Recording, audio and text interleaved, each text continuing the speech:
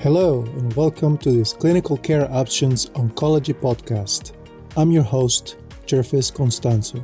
In today's episode, we're joined by Dr. Flor Bacchus from the Ohio State University James Cancer Center in Columbus, Ohio, and Dr. Angeles Alvarez Secord from the Duke Cancer Institute in Durham, North Carolina. Together, they will be discussing key clinical highlights and takeaways from studies in endometrial, ovarian, and cervix cancer that were presented at the 2024 SGO Annual Meeting on Women's Cancer held in San Diego, California, and the 2024 ASCO Annual Meeting in Chicago, Illinois. This episode is part of a larger educational program entitled Essential Updates and Expert Perspectives in Gynecologic Malignancies, Independent 2024 Conference Congress coverage. For more information on Dr. Bacchus and Alvarez Secord, along with a link to the complete program including a downloadable slide set and clinical commentaries, please visit the show notes for this episode. Now let's hear what the experts have to say on data presented for endometrial, ovarian, and cervix cancer during this year's conferences. Hello, everybody. I'm Flor Bacchus. I'm a professor in the Division of Gynecologic Oncology at the Ohio State University College of Medicine and James Cancer Hospital in Columbus, Ohio. And I'm joined here today by Dr. Alvarez Secord. Hello, everyone. My name is Angeles Alvarez Secord. I'm at Duke, and I'm a professor in the Department of Obstetrics and Gynecology and Division of Gynecologic Oncology, and it is my pleasure to be here today. We have a lot to cover here between the two of us today, so let's get started with ovarian cancer. And the first trial that we wanted to discuss, and so this is the updates from the most recent meetings, and we've seen the MIRASOL study now multiple times. The data has been published, and just to quickly remind you, this was a global open-label randomized phase 3 trial in patients with platinum-resistant ovarian cancer with 1 to 3 prior lines. Patients were then randomized to mirvetuximab soravtansine every 3 weeks versus investigator choice of chemotherapy with weekly paclitaxel, pegylated liposomal doxorubicin, or topotecan. And we've seen that the progression-free survival was significantly improved in the patients with mirvetuximab. The median progression-free survival was 5.6 versus almost 4 months with chemotherapy. And for the first time in this trial, we also saw overall survival benefit with a hazard ratio of 0.67, so a 33% decrease in the risk of progression or death with mirvetuximab, and a median overall survival of 16 and a half months with mirvetuximab. But what we really didn't know yet is how our patient-reported outcomes also when we compare these two agents or these two treatment options. And so this was presented at SGO 2024. They presented the patient-reported outcomes and used an ovarian cancer scale comparing their baseline symptoms to symptoms at several time points during the treatment. They noted that patients who were taking mirvetuximab had a greater decrease in number of symptoms and improvement on their quality of life scales compared to those with investigator choice chemotherapy. Additionally, they looked at the outcomes in older patients. So this is in patients greater than 65 years of age. And I don't know about you, Angeles. Are you ever concerned about treating patients with mirvetuximab in the older population? Oh, thanks for that question. I don't think it's limited to mirvetuximab. I think it's really concerned about any type of anti-neoplastic therapy in the older population because they do tend to be more frail and have more medical comorbidities. And these results were really reassuring. Yes, and so this to summarize for our listeners, progression-free survival difference and overall survival difference was statistically significant also and profound in patients that were greater of 64 years of age response rates. So the data and the response was really not any different. When they looked at the safety summary in these older patients also, there was no surprising findings, similar rate of serious adverse events, dose reductions, dose reduce, Those discontinuations with this and treatment-related deaths were very low. So there were really no new in this older population, and appears that certainly we can safely use this in this population as well. I think this is a really great ancillary analysis in this older patient group.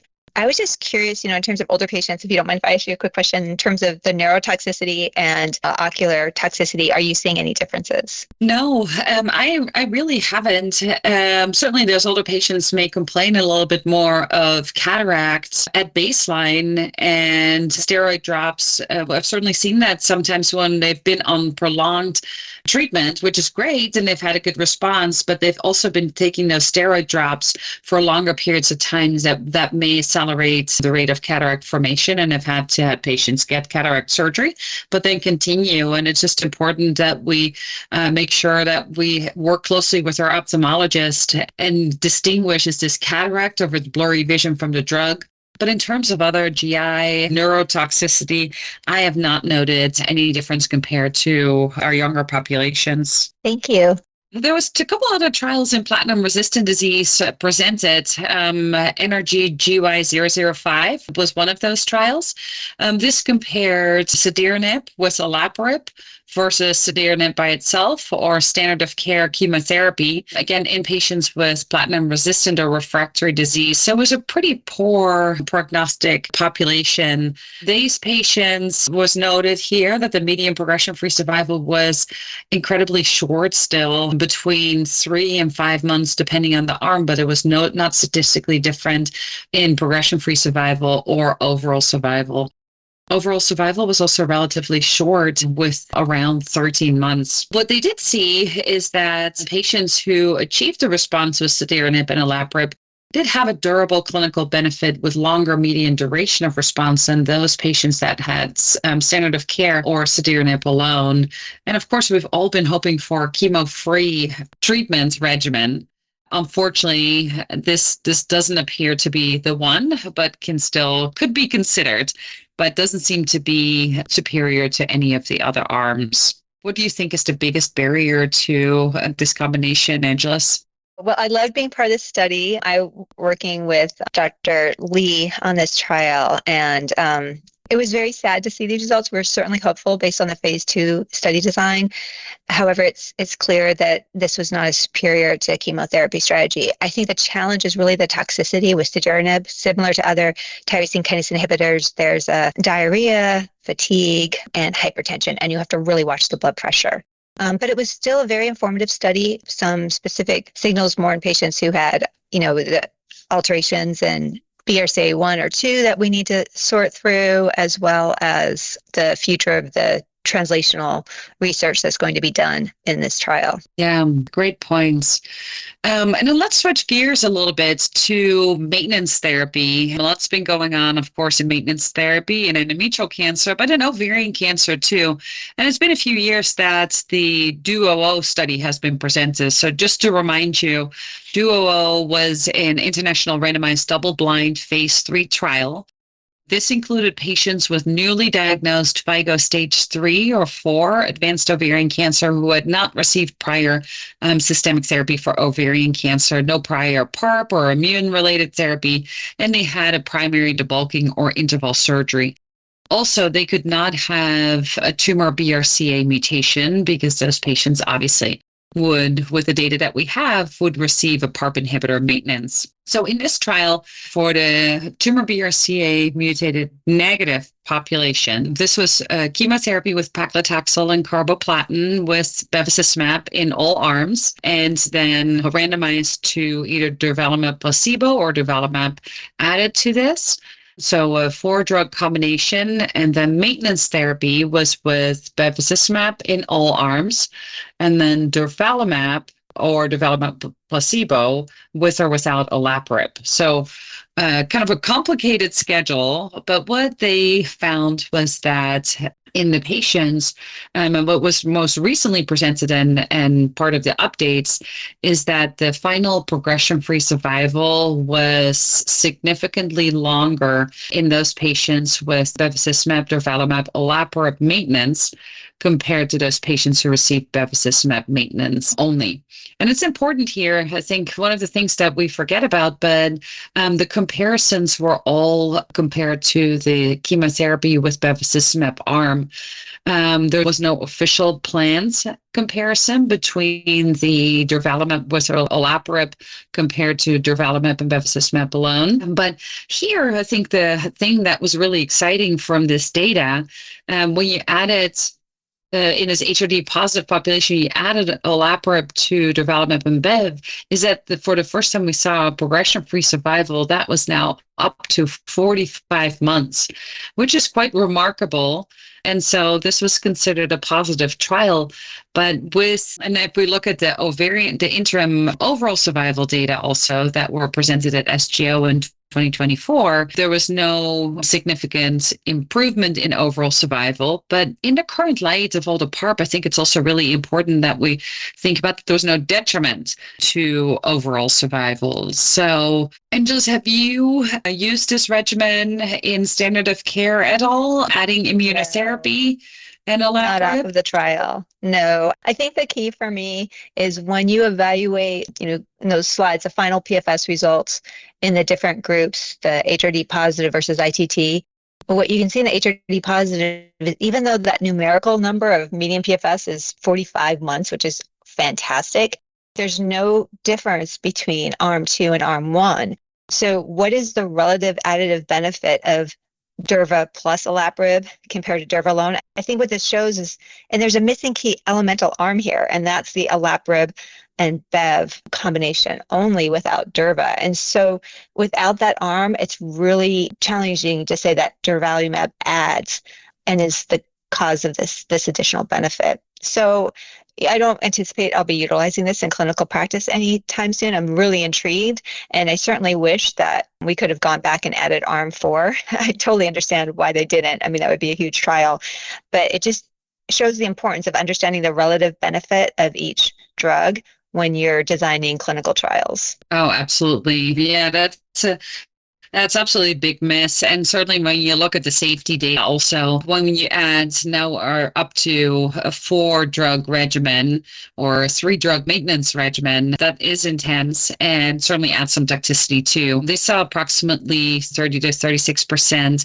immune-related toxicity in the arms that received durvalumab also, and obviously compared to 11% in those that did not receive immunotherapy. So that was during the treatment phase, but that continued also after. So certainly more is not always better. And I want to go back. So we talked a little bit about we're going to go to the atezolizumab. There's another trial presented, AGO-OVAR 2.29 or ENGOT-OV34, which compared, again, immunotherapy, but this time with atezolizumab with pegylated liposomal doxorubicin or Taxol with bevacizumab versus placebo. So basically, the trial was designed in a way that you either got standard of care, pegylated liposomal doxorubicin or weekly paclitaxel with bevacizumab, with or without atezolizumab. And this just shows, again, to your point that you just made, that there was no difference in progression-free survival or overall survival here in the arms that received immunotherapy along with this regimen. So it doesn't seem like we're quite there yet for ovarian cancer. We haven't figured out how to best use immunotherapy or to the advantage of our patients like we really have seen in endometrial cancer. And I can't wait for you to allude to that a little bit more in the next section. Yeah, but I will point out, we talked about this study floor earlier, and, even though it's negative, there's a trend there and there's a numerical potential benefit OS. And it just points to the importance of doing the translational research to identify who are those patients at the tail end of that curve that may have benefit. I really think there could potentially be a role in immunotherapy in ovarian cancer. We just haven't unlocked the key yet. And checkpoint inhibitors alone, whether you add BEV or whether you add a PARP inhibitor, is just not the solution. There's something we're missing. Yes, absolutely. We definitely need good translational work here, more to be done, and hopefully more to come there. Switching back to platinum resistant and this new class of drugs, we've heard a lot about antibody drug conjugates already. It was presented at SGO, an update of the subgroup analysis for raludotatug deruxtecan, or RDXD, in patients with platinum resistant ovarian cancer. So this was a first in human phase 1 study of anti-CDH6 antibody drug conjugates here with RDXD. And so Dr. Moore presented the outcomes here, and what we saw is very encouraging confirmed objective response rate. The response rate was 48.6%, including one patient with a CR, 17 with a PR, and then also 18 with a stable disease. And that made the disease control rate 97.4%. So patients are certainly benefiting, not just with the CR and PR, but also those patients who have stable disease. And for most of these patients, if you look at the slides, you'll see also the spider plots depicted here that their disease volume significantly went down with all the different dose levels, with a median progression-free survival at this point, obviously nothing is quite mature yet, of 8.1 months, and a median duration of response of 11.2 months. So patients were able to stay on this for quite some time. Side effects were as expected and relatively mild. The patients, only about 11% required discontinuation due to adverse events. Most patients could be managed with a drug interruption and a dose reduction. And the most common side effects with this drug also, and similar as we've seen with trastuzumab deruxtecan, for example, and other ADCs, nausea, vomiting, and chemotherapy, really. Nausea, vomiting, fatigue, diarrhea are the most common ones. We see with this also anemia, some of those, about half of those, grade 3, 15%, and some myelosuppression. But overall, well-tolerated and low rates of alopecia here. So very exciting drug. I failed to mention that this drug also has a topoisomerase 1 inhibitor payload. So not a drug in our arsenal, but here for anti-CDH6. And then lastly, what we wanted to discuss also from one of the updates is surgery. While we are advancing pretty significantly, making some great strides here in ovarian cancer with systemic therapy, surgery is still such an important component. And we've seen some trials before presented about lymphadenectomy in ovarian cancer. And here's another trial that was presented at ASCO, the Carboplatin trial, which was omission of lymphadenectomy in advanced ovarian cancer who were treated with interval cytoreductive surgery after neoadjuvant chemotherapy. So a bit different than prior trials, which looked at lymphadenectomy at the time of primary debulking and didn't show a significant benefit here. This was in patients who had interval surgery, and so, or either a primary or interval surgery. And they indeed saw that there was no difference in progression-free survival or overall survival based on lymphadenectomy. And Angeles, what do you do? Do you do standard lymphadenectomy either at primary or interval debulking? I think the Lion trial, which I believe that you were referring to earlier, really demonstrated that lymphadenectomy for routine lymphadenectomy, I'm not talking about people who have grossly enlarged lymph nodes, but routine lymphadenectomy in the patients with newly diagnosed disease and stage 3 disease is not confer a survival advantage. And then this study demonstrates that the addition of lymphadenectomy for patients at the time of debulking does not improve survival. And so I think for a while now, we've been reducing the frequency of routine lymphadenectomy. I mean, during fellowship, you and I were probably trained very similarly that this was done at the time of prior debulking surgery for somebody who did not meet criteria for stage 3C disease. And obviously the staging has changed over time. I think what this study demonstrates to me is that it's not needed in terms of performing on a routine basis for individuals that do not have an enlarged lymph node. I think this data is really helpful because what it showed is that there's not a survival therapeutic advantage, but also that it increases harm. There was greater morbidity with increased transfusion or blood loss reintervention and urinary injury that were all statistically significant. And to answer your question directly, no, I'm not utilizing this approach. And I quite frankly haven't now for a few years. I think there's more concern now than ever that maybe the lymph nodes are important in terms of conferring a benefit from immunotherapy. So one of the most important things I think from this, and we've talked about it earlier, Flores, is that we are requiring these robust phase 3 trials to be performed to demonstrate that lymphadenectomy does not yield a survival advantage. Yet we have to remember that the whole reason we do lymphadenectomy in many gynecologic cancers is really based on dogma retrospective studies and not on phase 3 prospective clinical trials. Yeah, it is definitely an interesting paradigm shift, an interesting observation. Absolutely. Yeah, I think for us, if lymph nodes are not enlarged, we have to have good phase 3 data now to support that this doesn't appear to be a benefit, and certainly more toxicity associated with it. That doesn't take away. I think we have to remember still that for those patients who have enlarged lymph nodes, these trials did not apply to them. So still making sure that we check and at least look at imaging and on our exam also to consider to make sure that we completely debulk these patients, as that is still, if they have enlarged lymph nodes, as that is still one of the best predictors of good outcomes. And I think we've arrived at endometrial cancer. I'll hand it over to you.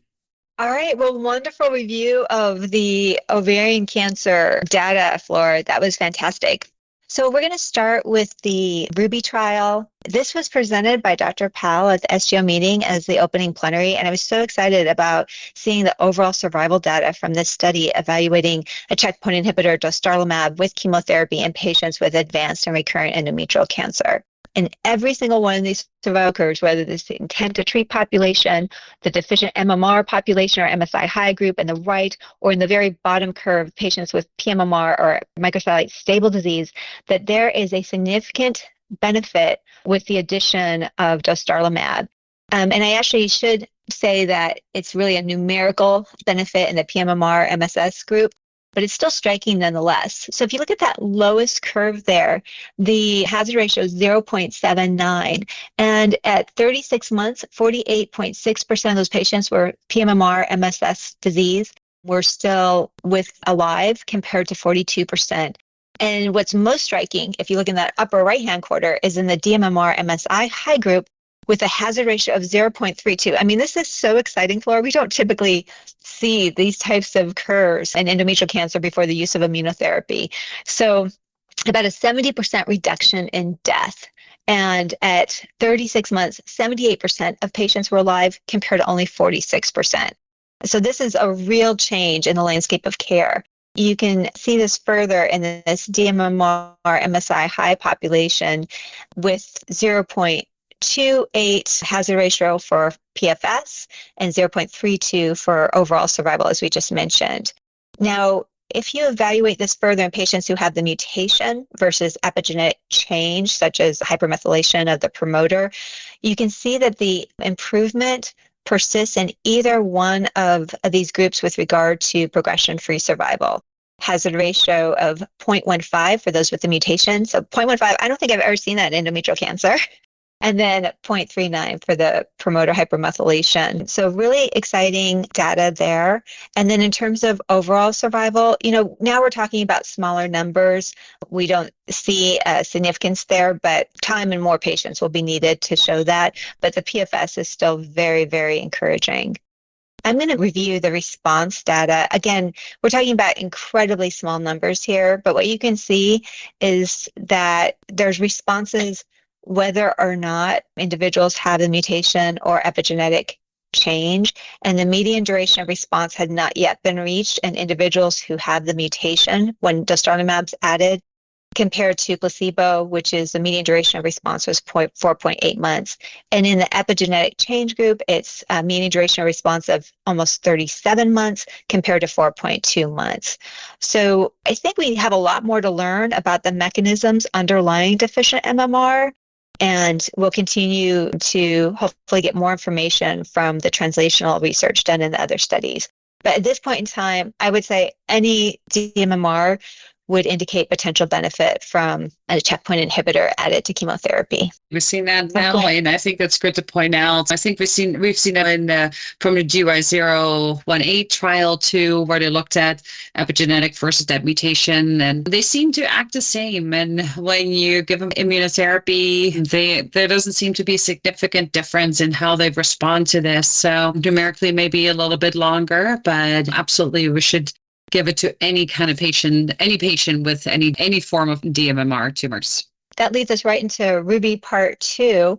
So this now, with Ruby Part 2, now it's not just dostarlimab that's being added, niraparib that's being added as well in the maintenance setting compared to placebo IV and placebo oral therapy with chemotherapy. So in the overall population on the left, you see this definite improvement with a hazard ratio of 0.60 with regard to progression-free survival.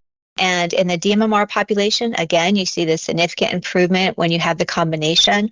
Hazard ratio is 0.48. And in the pMMR population, you also see this improvement. And in this population, what's important to note is the hazard ratio is 0.63 and the confidence interval does not cross 1. The upper limits of that confidence interval is 0.91, indicating a significant improvement in progression-free survival in that pMMR MSS group with the addition of niraparib to dostarlimab.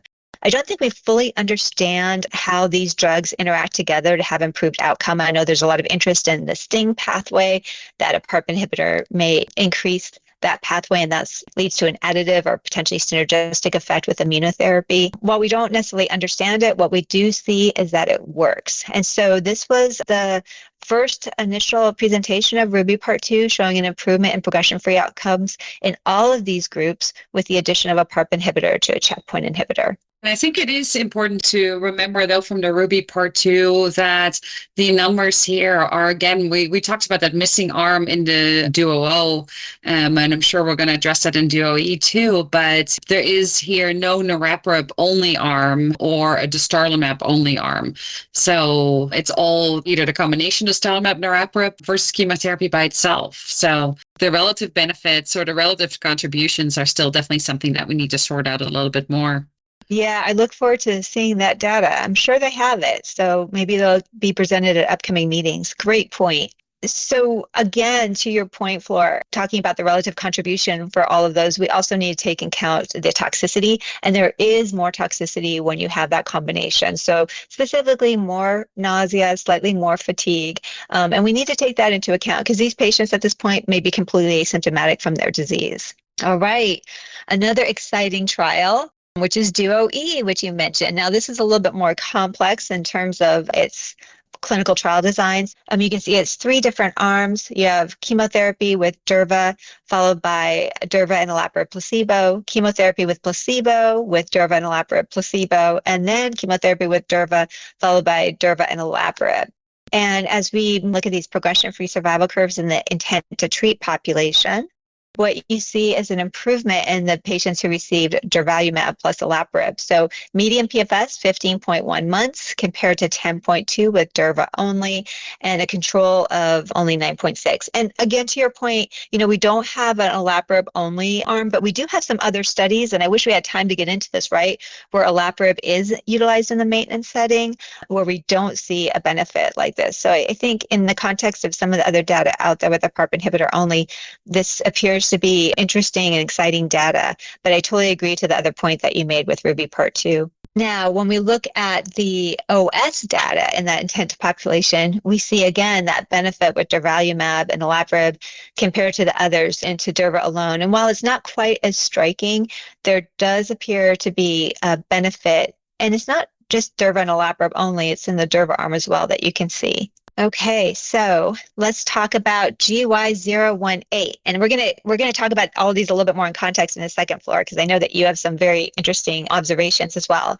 So GY018 was chemotherapy and pembrolizumab versus chemotherapy and placebo. We've had this presented previously by Dr. Iskander, and this update was presented at SGO. Overall survival in the dMMR cohort was significantly improved with a hazard ratio of 0.55. And in the PMR cohort, you also see a potential for benefit numerically, but does not quite achieve statistical significance. And I think it's really important to note that this study is not designed to show an OS benefit. It was really focused on PFS. And part of that happened because of COVID, right? Because they had to unblind patients. So we're never going to have data in a GY018 regarding OS because of the changes that need to be made to the study design. I want to ask you, Flor, in terms of, we reviewed those really, really quickly. What are kind of some observations that you gleaned from looking at all this data from the initial Ruby Part 1 trial? We have Part 2, we have DUO-E, and we have GY018. Yeah, I think you mentioned it earlier already. We've seen that in a DMMR, the benefit from just adding immunotherapy is so strong. It's hard to beat a 70% decrease in risk of progression or death. So you can't really go much lower than that, most likely. Maybe we can, but it's really the PMMR population that stands out. And what do we do there? I think we've all been pleasantly surprised to see that there's a benefit there also. But it appears to be important that there is probably some tumor present. We're seeing this, and this is all in the population that has measurable disease. We really don't have any data yet in the adjuvant setting. And so a little bit of caution here until we have the data in the adjuvant setting that this seems to be effective in a PMMR in the metastatic setting or with patients with measurable disease. And the other thing there is also that may be the specific population where we see the added benefit of olaparib. And it does appear to control, at least to just chemotherapy by itself, that adding chemotherapy and immunotherapy adds something more. But yes, there's also more toxicity with it, more cost with it. So we have to, I think, look more into that and which populations are getting the most benefit from it and looking for those biomarkers. But at the same time, also in Europe, now the Committee for Medicinal Products for Human Use, a subcommittee of the European Medicine Agency, the EMA, has recommended that in the pMMR population that durvalumab and olaparib will be recommended for approval. So we're not quite there yet in the US, but in the EU that is being considered. So lots of great options here. It's definitely making our treatments that comes next a little bit more complicated. Yeah, we're going to get to that in a second.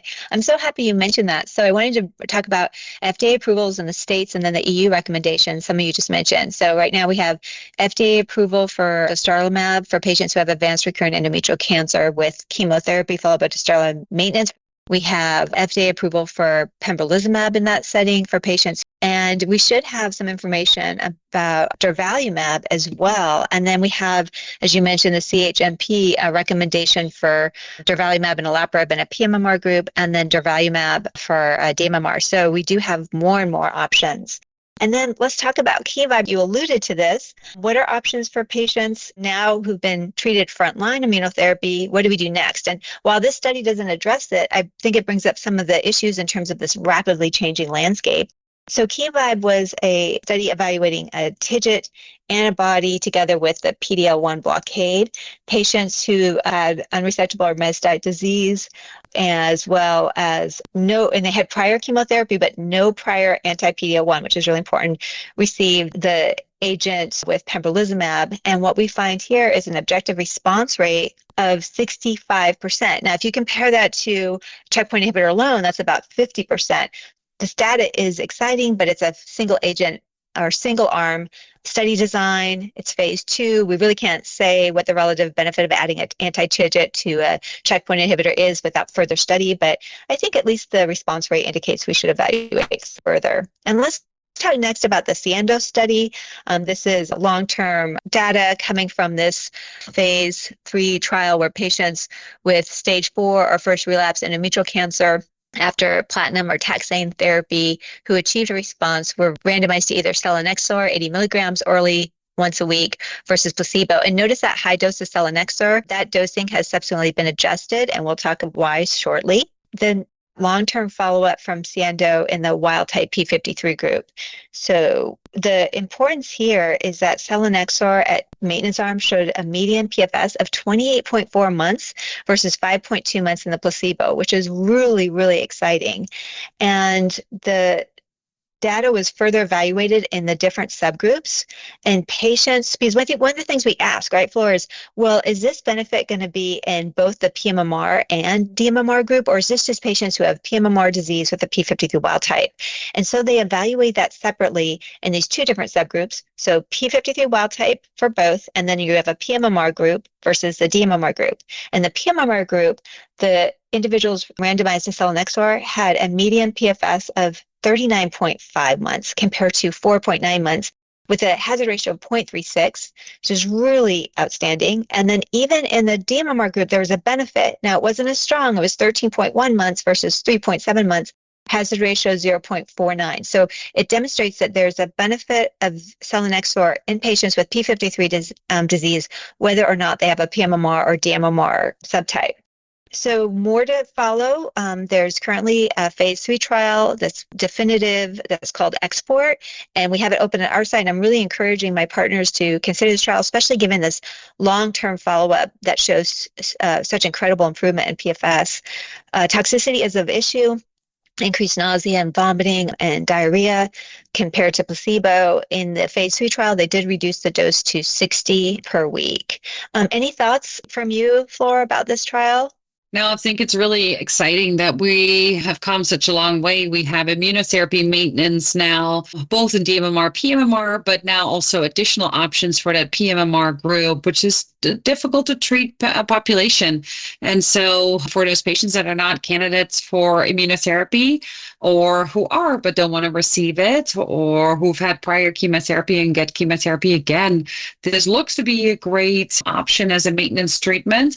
Very impressive results, but absolutely, I totally agree with you that in this particular population, we need to get more patient data on safety and efficacy when we have a larger population, because the Sienna study was still, those were small subsets and small numbers for patients. So confirmatory will be great, but exciting maintenance options for all patients now.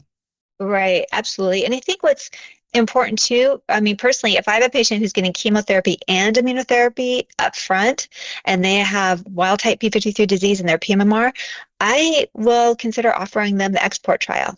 Because, again, that's for patients with stage 4 disease, or they have recurrent stage 3. So it's, have to be really careful in terms of the trial eligibility. But given these results of that dramatic improvement in PFS, I think it's worthwhile to consider. I wouldn't do it off study, though. I would only do it on trial. All right. Let's talk about our next study, which is the EMBER study, which is evaluating oral selective estrogen receptor degrader, or SERD, imlunestrant with CDK4/6 inhibitor abemaciclib. And this is, again, another interesting study evaluating these hormonal and CDK4 inhibitors. With the hormonal option only, the objective response rate was only 10.3%. When you add the CDK4 inhibitor, it goes up to 18.2%. The clinical benefit rate is what's high. It's 42.4%. And the median PFS was 6.8 months versus 3.8 months with the hormonotherapy only.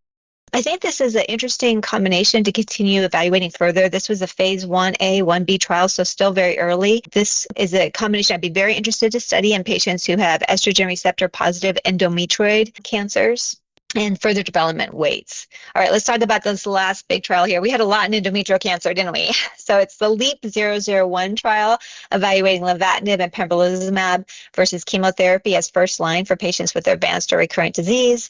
And the slide with the efficacy summary demonstrates the findings in the pMMR population in all comers.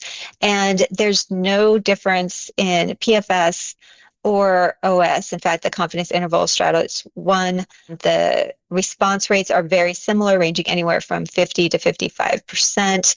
What I do want to point out, though, is in a subgroup analysis of patients who had prior neoadjuvant or adjuvant chemotherapy, that there appeared to potentially be a benefit with Len/Pen over chemotherapy with a hazard ratio of 0.6, so a reduction by 40% in patients with pMMR disease and that prior treatment. And then in the comer group who had prior neoadjuvant or adjuvant chemotherapy, there was an advantage to Pemlen with a hazard ratio of 0.52 compared to chemotherapy. But again, these are subgroup analyses, and I just don't know how much the use of Pemlen in this group will be adopted. And the other thing, too, we have to remember is many people have now switched to using immunotherapy upfront with chemotherapy. And so what will be the role of pembrolizumab combination in previously treated immunotherapy patients? And the other data that was presented was overall survival in the specific subgroup, and there was no difference in the overall survival between the groups statistically, but numerically there was an improvement. So at 24 months, the rate of overall survival was about 62 to 68% compared to 46%. So potentially a signal there, but I don't think enough to change practice. And there is more toxicity with the combination compared to chemotherapy, specifically hypertension, hypothyroidism, diarrhea, proteinuria, fatigue. So these are all things we need to take into consideration. Flora, any thoughts from you about LEAP? No, I think this is still an option for those patients who've had prior chemotherapy and either cannot get chemotherapy anymore or don't want to get chemotherapy anymore because they have significant neuropathy that they developed with their first line, or they absolutely don't want to get hair loss. So I think this is still a very reasonable option rather than going with chemotherapy again. The hard part here, though, also is that this is compared to chemotherapy by itself and not chemotherapy with immunotherapy. So the landscape has changed ever since this trial was initiated. So hard to interpret these results, but I think while the trial overall was a negative trial, there may still be utility here in this prior treated population under circumstances. All right, now we get to talk about cervical cancer. Okay, so first off, want to share the results from RTOG 0724 that was presented at ASCO regarding the use of adjuvant chemotherapy following concurrent chemoradiation in patients with high-risk cervical cancer after radical hysterectomy. So patients with clinical stage 1A, 2, 1B, or 2A with high-risk cervical cancer after surgery were randomized to either concurrent weekly cisplatin with radiation with or without brachy, versus concurrent weekly cisplatin with radiation plus minus brachytherapy. And then that group was also to receive carboplatin and paclitaxel. And what this study demonstrated is that there was no improvement in disease-free survival, or OS, with regard to adding that additional chemotherapy. So I think once and for all, there's no benefit of adding additional chemotherapy for these patients, and that approach just does not appear to work. So we need to look at other tools. And then the other thing you have to take into consideration is that when you add more treatment, in this case more chemotherapy, you're going to have greater grade 3 adverse events. I next want to turn our attention to tisotumab vedotin versus investigator's choice trial in patients with advanced cervical cancer, so INNOVA TV 301 or GOG 3057. And patients in this study had recurrent or metastatic cervical cancer with disease progression on or after a chemotherapy doublet with or without bevacizumab and anti-PD-1 or PD-L1 antibody if eligible and available. They had to have measurable disease, and they were randomized to either tisotumab vedotin or chemotherapy, which was the treating physician's choice, either topotecan, vinorelbine, gemcitabine, irinotecan, or pemetrexed. And this study demonstrated that tisotumab vedotin improved overall survival. We had previous data showing the improvement in PFS, but the study presented showed improved overall survival of 11.5 months compared to 9.5 months. And while this may not seem like a lot in terms of the median OS, what you can see from the survival curves is that 12 months, 48.7% of patients were alive who received tisotumab vedotin versus 35.3%. Curves remain fairly well separated until about 21 months. So there is definitely a benefit from these patients in terms of disease control and OS with this treatment.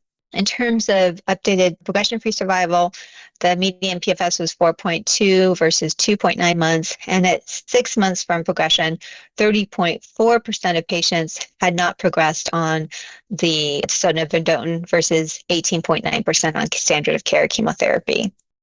I'm certainly utilizing this in my treatment. It's a second-line therapy for me for patients who progress or recur after receiving frontline treatment. And the next study I want to talk about is Keynote A18. This was an evaluation of pembrolizumab in patients with high-risk locally advanced cervical cancer. So patients had to be newly diagnosed on this study, and They were previously untreated with high-risk locally advanced disease, FIGO stage 24 or 2014, so a little different staging than what we utilize now, 1B2 to 2B, node positive, or stage 3 to 4A.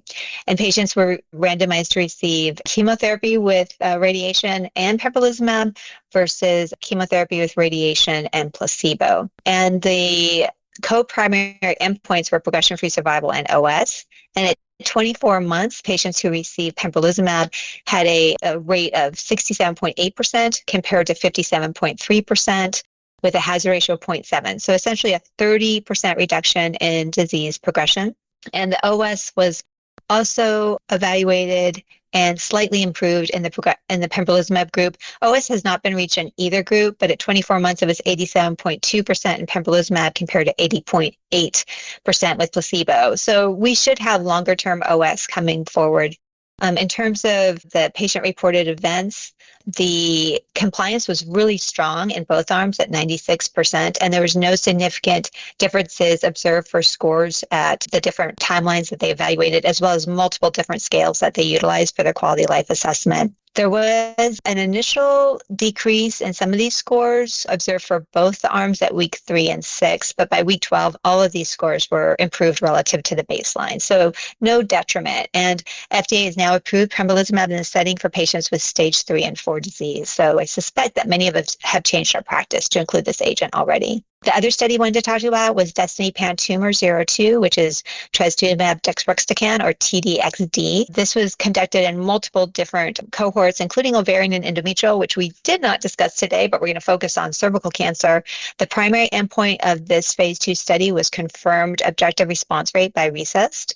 And in cervical cancer, they demonstrated that patients who had high expression of HER2, either 3+ or 2+ or all, had a really high objective response rate. So in this trial, the total objective response rate was 50%. For patients who had 3+ expression, it was 75%. For 2+, it was 40%. So trastuzumab deruxtecan is available for use. It's as a FDA biomarker approval that's tumor agnostic for individuals who have 3+ or higher, or 3+ expression of HER2. And I think it's important to remember that the scoring was utilized here was gastric scoring and not breast. So it's important to talk to your pathologist about what type of score they're utilizing. The most predominant side effect seen was nausea, so we definitely need to evaluate mitigation strategies to prevent nausea.